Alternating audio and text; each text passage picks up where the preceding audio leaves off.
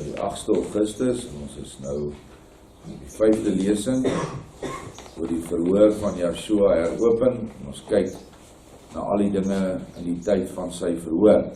Ons het gister opgehou en ons het 'n bietjie gelees, 'n bietjie opmerkings gemaak oor Judas Iskariot, wat heeltemal 'n geldbehendheid gehad het, en wou altyd die geldsak gedra het.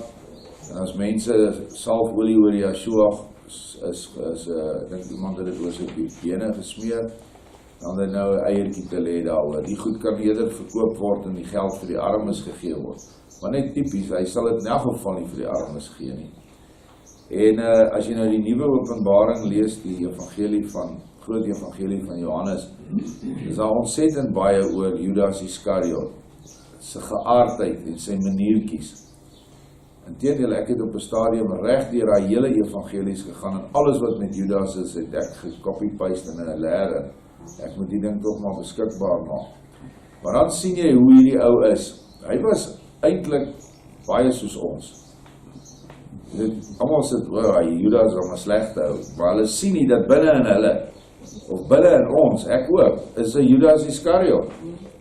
En dis daai sug en mag vir die wêreld. Hy was 'n pottebakker en hy het ook 'n vrou en kinders gehad by die huis. Hy het niks vir hulle omgegee nie. Hulle het gekrepeer van die ellende. Ander mense moes vir hulle almoes gee dat hulle net iets te eet kry. En toe JaHshua die eerste keer die 12 apostels bemagtig met die krag uit die hemele, en hy laat hulle weggaan op 'n manier wat ons vandag noem teleportasie. Dit beteken, in 'n oogwink was elkeen van hulle in die stad of dorp waar hulle moes gaan werk vir JaHshua. Toe hulle weer sien, staan hulle daar. Nou dis moontlik vir alles die meester van die heelal by jou is, dan maak dit baie maklik. En daar het almal nou hulle dinge gedoen en die mense genees en allerlei dinge, wonderwerke. Maar die Judas gaan toe en hy sien maar hy het die mag vir wonderwerke. Ek seker hy kon nog brood ook vermeerder. En toe begin hy geld vra daarvoor. Toe begin hy 'n lekker vet pomp maak met die gawes wat JaHshua hom gegee het. En toe JaHshua hom so 'n klein lesie geleer, toe die ander nou terugkom na hulle ekskursies gehad het, toe kom hulle weer almal met teleportasie metode terug. Hulle liggame word oombliklik verplaas. Maar nie hy nie, JaHshua laat hom toe bietjie deur die lug trek. Toe vlieg hy. En toe skreeu hy, toe daar lank toe is hy heeltemal mak. En toe van die meester hom aan oor sy boosheid. Nou ja, dit is net so kort agtergrond. Nou dis die ou wat daar tussen die apostels is. Hy maak baie moeilikheid. Hy's 'n irritasie. Die ouens het kort sê hulle kan hierdie man nie net hier weg nie. Dan sê JaHshua, ek duld hom so, kom duld julle hom nie. Ou Thomas het hom al goed gevoeter op. Hy het hom goed met die vuiste bygekom. Want Thomas het hom aangebring daar. Ek voel Thomas nou baie sleg dat hy die slegte ou daar aangebring het. Maar dis nou net kort agtergrond. Nou sê ons, hoe weet ons dat hierdie Judas Iskariot, hierdie slangsaad neigings het? Hoe weet ons dat hy slangsaad is? Ons lees verder. Ons gaan nou na die 6de hoofstuk van Johannes. Hier in die laaste verse maak JaHshua 'n identifikasie wat van uiterste belang is. Hy verklaar aan die disippels, ek dink julle moet dit weet, want ek het julle 12 uitgekies en een van julle is 'n duiwel. Mense vra of dit waar was dat daar net een Jood tussen JaHshua se disippels was. Dit is korrek, net een Jood. JaHshua sê, ek het julle 12 uitgekies en een van julle is 'n duiwel. Hy sê dit. Ook daar by waar hulle die Pasga gehou het. Die 71ste vers van die 6de hoofstuk van Johannes. En na hierdie dinge, dis nou nadat JaHshua die Joodse KGB agent, dis nou hoe Wesley Swift hom nou beskryf vir Judas, geïdentifiseer het JaHshua in Galilea gewandel, omdat die Jode probeer het om hom dood te maak. En in die 7de hoofstuk lees ons, toe JaHshua na Galilea vertrek, het hy by sy broers, sy familie en sy vriende beland. Nou hierdie hele verhaal wat daar gebeur het, vind jy in die boek van Johannes, die groot evangelie boek 2, om by hoofstuk 30-40, en toevallig lees ek nou presies dit, en in Galilea was daar 'n bietjie van 'n ander situasie, wat ons nou gaan lees. Daar was geen Jode in Galilea nie, net om dit nou vir julle weer te vervars, Jood is nou nie Judeer nie. Ons het dit nou geïdentifiseer uit die vorige lesings, dat Jood is die vals Jode, wat gekom het van Babylon, wat die vervloektes was, Jehudim, en dit is hulle wat hulle ingekoop het en geïnfiltreer het binne in alle vlakke van die Judeërs Israelitiese samelewing, omdat hulle baie geld gehad het. En dit was die Jood wat Caiaphas en Annas was Jode wat in beheer was nou van die tempel, ten tye van JaHshua se verhoor. Galilea was waar die patriotte was, want die stryders het vandaan gekom. Galilea het geweet wat aangaan. Selfs Rome het geweet dat die weerstand in Galilea was. Julle sal in die rekords sien, en hierdie man het al hierdie rekords in die hande gekry, dat Pilatus vertorend deur die patriotte in Galilea, selfs per geleentheid af en toe 'n Galileër op die altare geoffer het. Galilea was die bron van die verzetbeweging, maar die weerstand was nie Joods nie. Galilea was die een plek waar JaHshua beskerming geniet het van die oë van die vyand. Galilea is daar die plek langs die see, die Galileese meer, en dit is net Benjaminite waar daar gebly het. Ja, daar was seker hier en daar was daar tollenaars en Grieke waar daar ingetrek het. Maar dit was die plek van Benjamin. En dit is waar JaHshua sy apostels gaan kies het. Hy het 11 van hulle daar uitgekies. Vissermanne, ander mense, hy het 'n tollenaar gekies, Matteus was 'n tollenaar.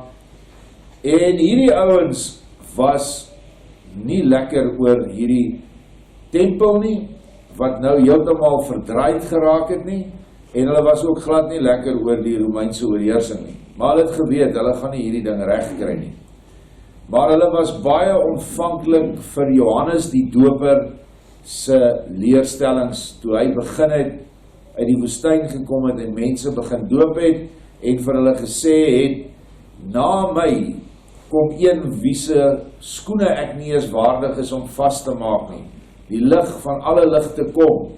Ek maak julle gereed vir hom. Ek doop julle nou, ek was julle van julle sondes. En hulle was almal positief. En hulle het ook dan nou in die Jordaanrivier hulle laat doop. En toe kom JaHshua. Gaan aan met Wesley Swift. Toe JaHshua terugkeer na Jerusalem ten tye van die fees, was Lazarus, JaHshua se vriend, pas dood. Na 6 dae het JaHshua na Betanië gekom, waar Lazarus was, en het hom uit die dood opgewek. Ek dink hy was al 4 dae dood. Hy het Lazarus uitgeroep, en hierdie wonderwerk was deur Rome opgeteken. So vir die mense wat nog twyfel of dit nou 'n wollaar storie is, hierdie rekords wat hierdie man in die hande gekry het in 1964, het daarin gesê dat JaHshua 'n mens uit die dood uit opgewek.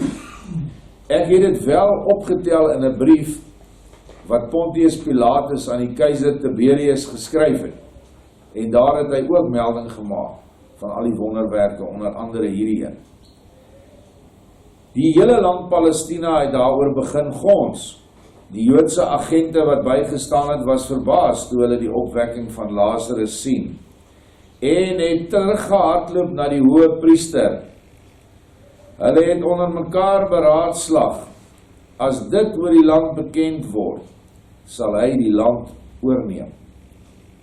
En hulle het volgens die skrifte beraadslag hoe om Lazarus weer dood te maak. Die volgende is nogal 'n baie interessante kommentaar van Wesley. Kan u uself voorstel dat iemand so uiters veragtelik en boos kan wees in hulle denke, dat hulle haat teen hierdie wonderwerk van Lazarus se opwekking so groot was, naamlik waar God 'n man uit die dood opgewek het, dat hulle hierdie man weer wou doodmaak. Dit gee julle 'n kykie in die siel van julle vyand. En hier dieselfde vyand heers vandag oor ons. Nee, heers oor die hele wêreld. Kyk weer na die verslag van Johannes, die 7de hoofstuk waar ons lees. Die Fariseërs en die mense het gemurmureer oor die dinge wat JaHshua gesê het. Eintlik moet dit wees die Fariseërs en die volk. En die wonderwerke wat hy gedoen het, sodat die owerpriesters en die valse Fariseërs, dis nou daai Shama priesters wat ons geleer het, bevelvoerders van hulle leer beveel het om hom gevange te neem. Volgens die Romeinse reg was hulle tot 3000 man toegelaat. Die tempel kon 3000 soldate gehad het, wat natuurlik sekerlik meestal uit die geleedere van Juda was. Op hierdie tydstip het daar ongeveer 1600 in die weermag gedien, wat deur die tempel beheer is, en hoofsaaklik onder bevel van sekere skrifgeleerdes of regsbeamptes. Dit is bekend dat die Romeinse Palestynse leer onder die landvoog, wie destyds Pontius Pilatus was, ongeveer 7000 man in die garnisoene van Rome gehad het. Ons sien egter dat die valse Fariseërs en hoë priesterofficiere hulle uitgestuur het om JaHshua gevange te neem.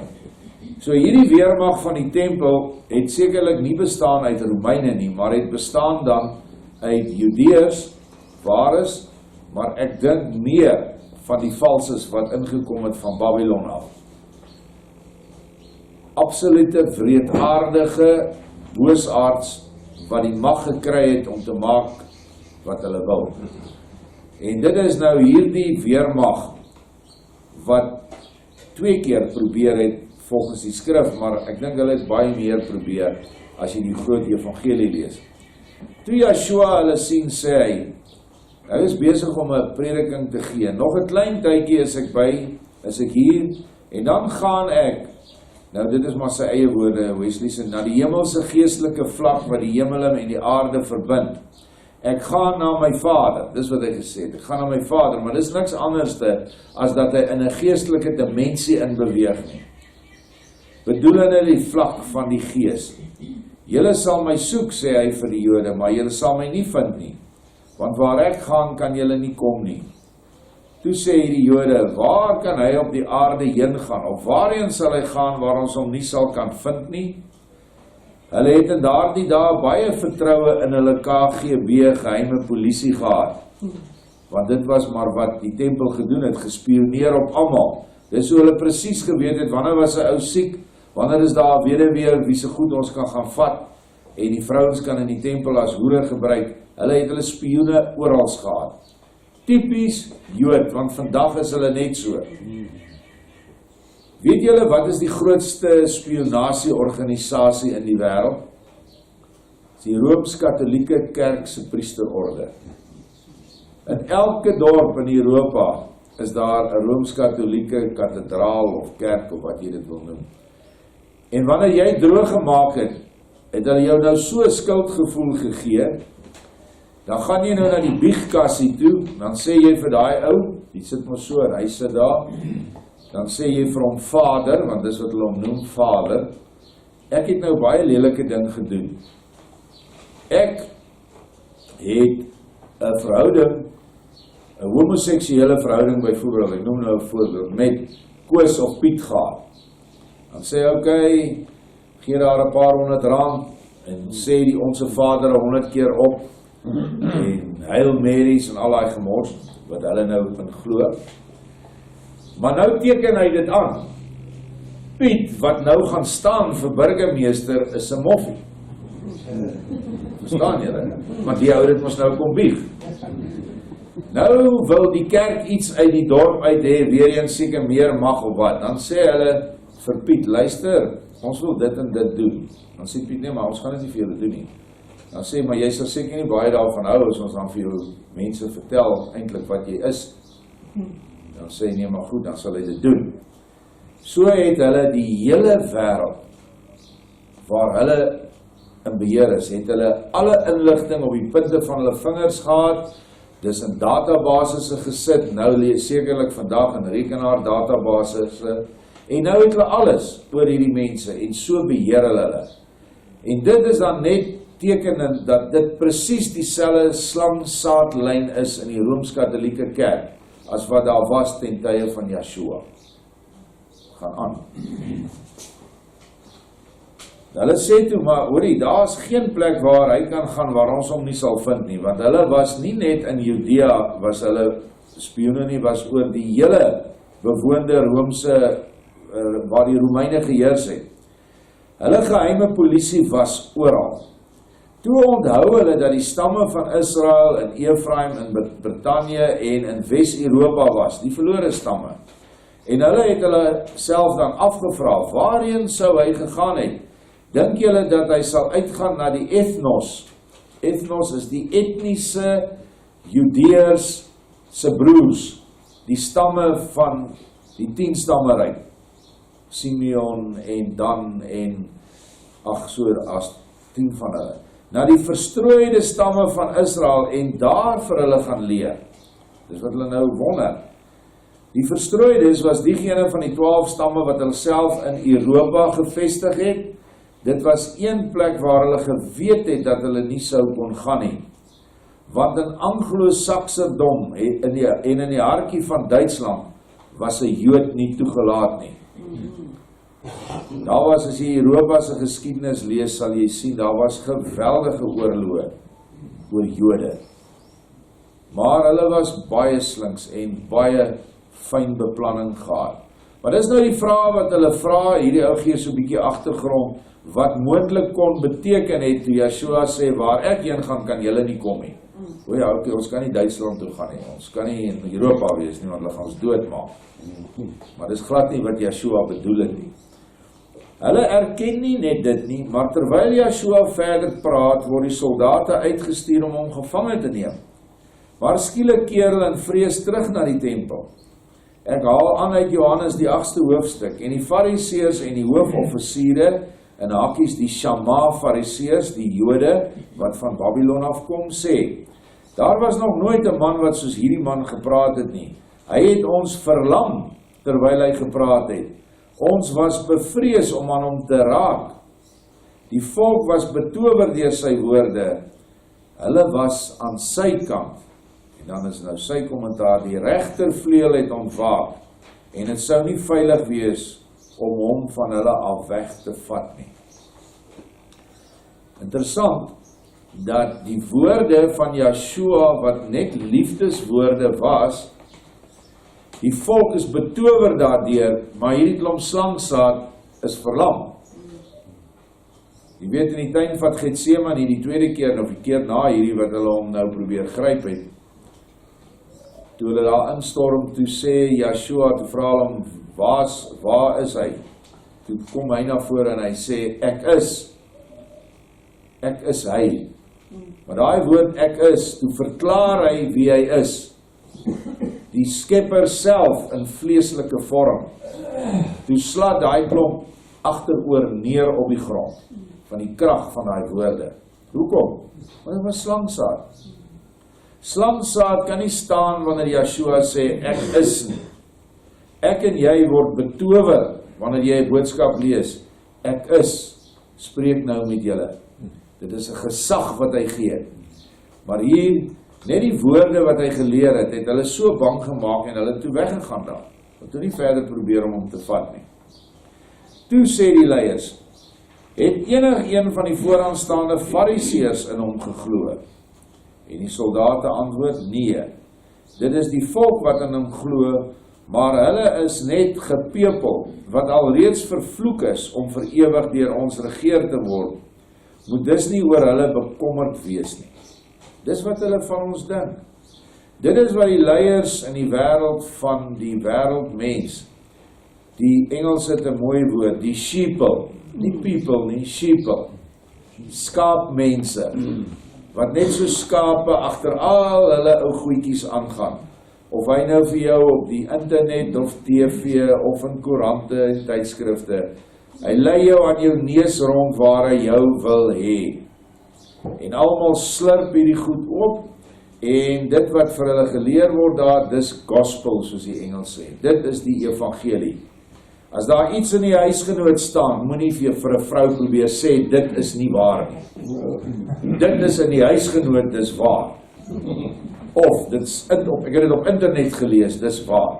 Nonsens. Dis die bronne van die grootste klomp leuns. Maar dis waar ons is vandag. Ons is die vervloektes. En hulle het geen medelee met waar ons gaan beland. In die Tweede Wêreldoorlog het hulle geen medelee gehad met 60 miljoen mense wat dood is in daai oorlog. 24 miljoen in Duitse kant.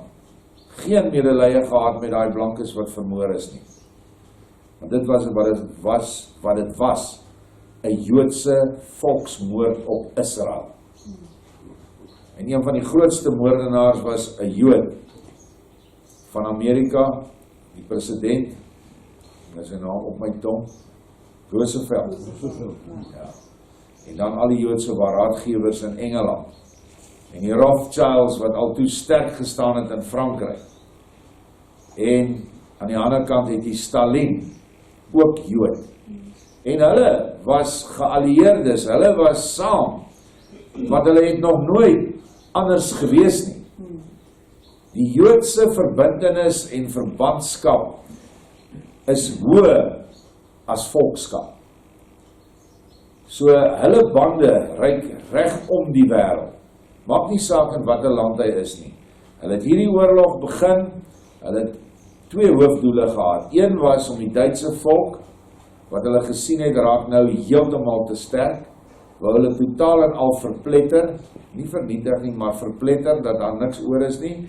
En die tweede ding was, om 'n Joodse tuisland in Palestina op te rig, dit waar hulle was toe hulle van Babylon af teruggekom het, en dit is nou waar jy die nuwe Israeli staat het, wat nie Vader se kinders is nie, maar juis hierdie Joodse shacharaars, smouse, wat oor die hele wêreld nou saamgetrek het soontoe.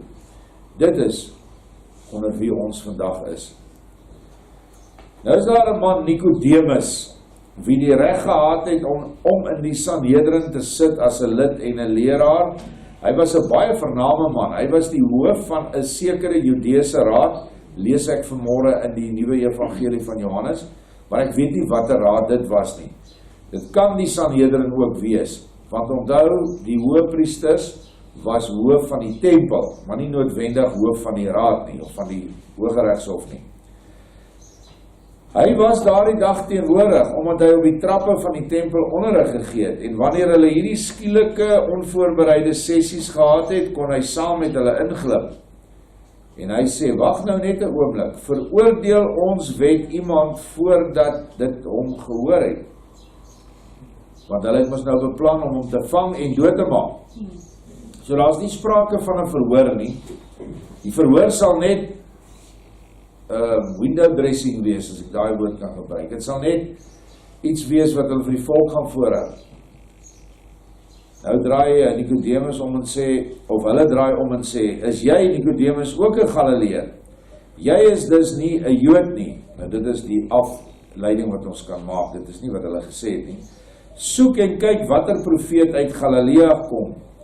Hy, JaHshua, is nie 'n Jood nie en jy ook nie. Julle is Galileërs, maar daar het geen profeet uit Galilea gekom nie. Dit was dieselfde Nicodemus wat in die nag na JaHshua gekom het, van wie hulle gesê het, u is ook 'n Galileër, en elkeen het na sy eie huis gegaan. So, alhoewel Nicodemus nou 'n fariseer in die tempel was, 'n leraar, het ons gesien in die vorige lesing, daar was twee van hulle wat prominent was, wat nie korrup was nie. Dit is Nicodemus en Gamaliel. En hierdie twee is toe op die ou einde ook, wat dan nie deelgeneem het aan hierdie jag op JaHshua nie. Maar hulle moes baie versigtig gewees het, anders is hulle ook doodgemaak. En hierdie einste Nikodemus wat in die nag na JaHshua toe gaan, wat niks anderste is om te sê, dat hy in die nag van sy geestelike insig, hy het geen geestelike lig gehad nie, maar hy was 'n goeie ou. Hy het in die nag na JaHshua gegaan, omdat hy bang was, hy word gesien. Het vir ons een van die beste evangelies nagelaat, wat vandag in die boek van herinnering is, die evangelie van Nikodemus 1 en 2. Wat die eerste ene die hele verhoor van JaHshua behandel, alles wat daar gebeur en gesê is, en dan die tweede ene was 'n Sanhedrin, hierdie Joodse raad, notule, van 3 ouens wat hulle gehoor het uit die dood opgestaan. Want na JaHshua opgestaan het uit die dode, sê die skrif, die grafte het oopgegaan en baie ander het opgestaan. Nou moet julle weet dat hierdie wat opgestaan het, nie opgestaan het as fisiese vleismense soos ons nie, vlees en bloed nie. Hulle het opgestaan as verheerlikte wesens, maar jy sal dit nie agterkom nie. As hy gehink het, toe hy nog op aarde geleef het, sal hy nou hink, maar hy is in 'n verheerlikte liggaam, hy doen dit maar net vir die oë verblindery, as ek dit so kan sê. En hierdie 3 kom en hulle getuig al 3 dieselfde, afsonderlik, oor wat in die hel aangegaan het, hoe JaHshua daar ingegaan het, hoe hy almal uitgevat het, en hoe hulle dan by die paradys aangekom het. So dit was onmoontlik vir hulle om weer vleesliggame aan te neem. Dit was hulle verheerlikte liggame, hulle het eintlik teruggekeer as dienende engele, maar die mense het dit nie geweet nie. En omdat die wet sê, die Moses se wet sê, op die getuienis van 2 of meer of 3, berus die waarheid, en 3 ouens kom in, hulle sê, hulle is presies daar, dit en dit, die ander ou kom in, selfde ding, hulle ondervra hulle, kon hulle nie anderste as aanvaar dat dit die waarheid is nie. Maar hierdie klomp skelms het dit natuurlik verberg vir die volk, en die evangelie van Nikodemus was glad nie in enige van die Biblios of die Bybel wat saamgestel is nie, ooit nie.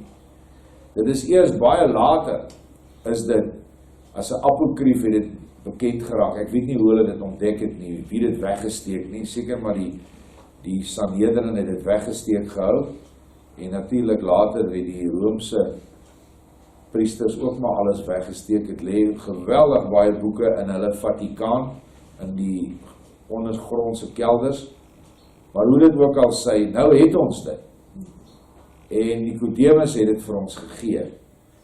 So dit was 'n baie die mekaar politiese toestand, wat ons nie eintlik van kennis gehad het, voordat ons hierdie man se openbaring, want dit is wat dit is navorsing, maar dit is openbarende navorsing.